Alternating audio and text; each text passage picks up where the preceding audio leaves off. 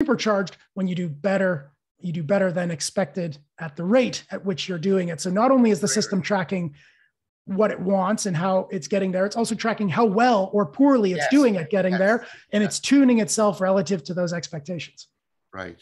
That's very one of the nasty things about addiction and drugs of addiction is they pump the same circuitry that is tuning you to these better than expected rates over things you care about. So another way of saying that is something like an opioid is communicating directly to the brain. This is why it's so vicious. It's communicating to the brain, whatever you just did, that was way better than we would have ever hoped at getting to everything you want.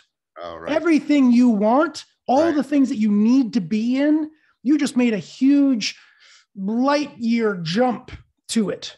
So like whatever you did, do that again. That's like that should just be defaulted. That should be the thing you always choose because it was so much better than expected at getting you to where you want to be. Of course, the problem there is that a synthetic improvement in the rate of error reduction because no error was actually reduced. You didn't get closer to building good family dynamics, to improving on your job, to all the other things that we think are important for a good human life. Rather, all you got was the feeling that you did better than expected. Right. And even worse still, if you keep doing that, you have this continual narrowing of the field of affordances. That becomes more and more important. Other things become less and less important because they're not as good a bet to get you there. They're not as probable to get you there. At least the brain doesn't think so. And so you start letting them lay fallow. So now your relationships are going to start breaking down. Your work might start breaking down. Health is definitely going to start breaking down on long-term addiction. So you have this increasing rise in error all around you.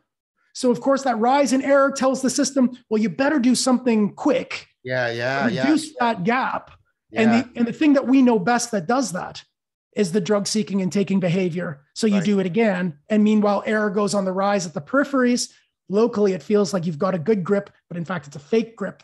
And the global error is still on the rise. So you get this really, that everybody knows, it's a really nasty feedback loop in addiction.